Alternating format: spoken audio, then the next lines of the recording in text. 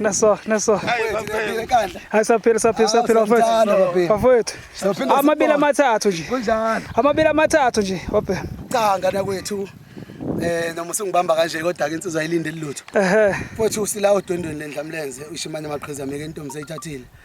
Ayi mfuthu useganiwe. Mfowethu. Useganiwe bafowethu. Usawumnumzana ke njalo ngesamdelela esawazombiza ngomfana.